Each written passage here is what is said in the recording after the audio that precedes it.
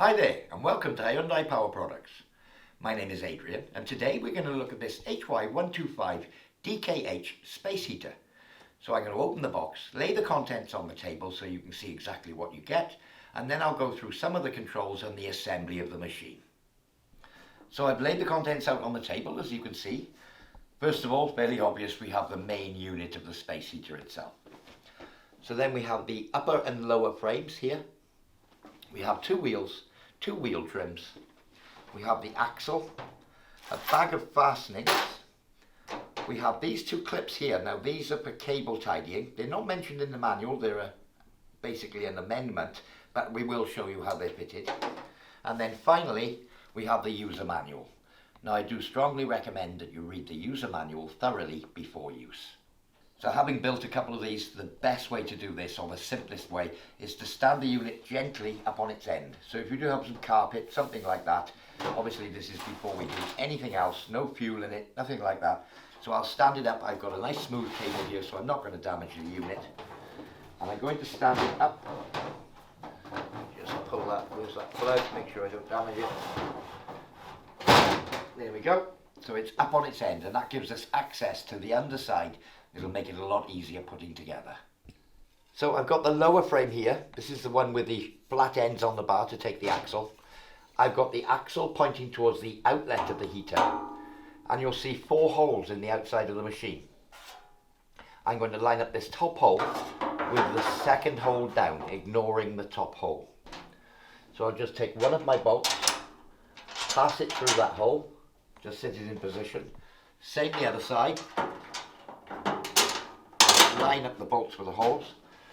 Oh, and then on these two, I'm just going to screw a nut on loosely. So again, I'm going to show you the simple way. In the packet there will be 2 of these little R clips. I'll fit one in the hole on one end. Then I'm going to fit one of the large washers. Then I'm going to fit one of the wheels with this part, the high raised part, away from that washer. And that's one wheel assembly fitted. What I can do now is transfer it up to the machine and pass the whole axle through the 2 holes in the frame we just half fitted into position there.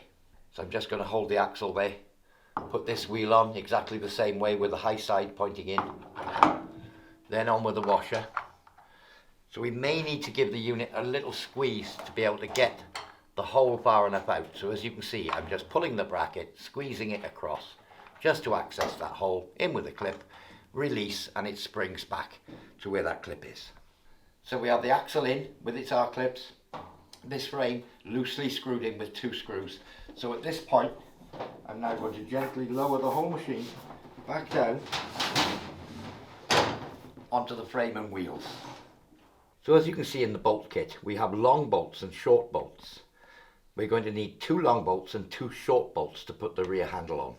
And the long bolts are going to go in this hole, through the handle, through the lower frame, and then the nut on the underneath. Whereas the short bolts that are only going through one piece of tube will go in this position. Okay, so the frame in this orientation, I'll offer it up to the machine, just loosely first. I'll just pop one of the short bolts in there just to get me in the ballpark. This one I may have to do a little bit of jiggling to get it in line. Let me see.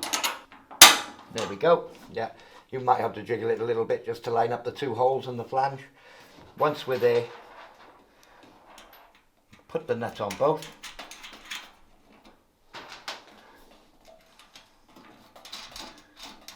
There we are, and I'll fit the long bolt on the other side in this hole and the short bolt in this hole. So I'm going to fit the cable tidy brackets on now. So if I take one of the bolts through there, you'll see there's a half rounded side. That makes up with the frame. Top hole there. Just loosely secure a nut in place. And again, another nut through the bottom one. Loosely secure the nut. And now, passing the screwdriver through the hole, spanner on the back, I can tighten up these brackets into place. So, with those in place, I can just put the power cable onto the cable tidy, and there we are. When you're moving the machine around, it's not going to be dragging on the floor. So final part of the puzzle is to put the wheel trim on. So if you just locate the wheel trim roughly in place first. Now it's going to take a little bit of effort, so I'm going to hold it firmly and just give it a little whack into place. Now obviously my hands are made of concrete. I suggest you use something like a soft mallet or a block of wood just to give it a little push. Once it's on, it's on. So obviously we're all assembled. The next thing to do is to put our fuel of choice, whether that be diesel or kerosene, in the heater. Filler cap is here. Rotate anti-clockwise to remove the cap. Now it does come, let me just pop it out, with a fuel strainer to keep any debris out of the tank. I suggest you leave this in, and every now and again just check it to see if there's any dirt in there. So you're going to need a funnel or a fuel can with a spout or filling spout to put diesel in the tank. Once you put your fuel in, I'm going to call it diesel, there's a sight gauge here, so obviously you can tell when it's empty and full. When the red lever's right back this towards the outside here, it would be full. At the moment it's showing empty, there's no diesel. So that said, if you spill any diesel, make sure you clean it up, wipe it thoroughly before we start using the heater. And obviously when you do fill it up, leave it below the level of the top of the filler neck here. So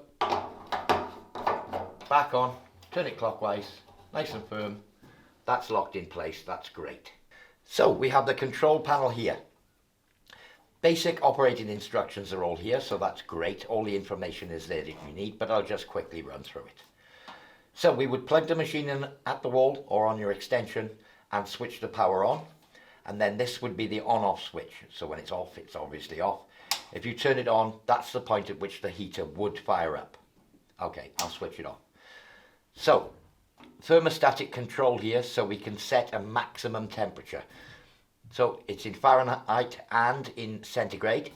So as you can see, the left-hand figure would be Fahrenheit, the right centigrade. So that would be 80 Fahrenheit, 90 Fahrenheit, or 25 and 30 centigrade. The display here will show the temperature of the room as opposed to the desired temperature. If I set this asking for 110 degrees Fahrenheit, this wouldn't show 110, it would show me the temperature of the room. So on the rear of the unit here is this pressure gauge.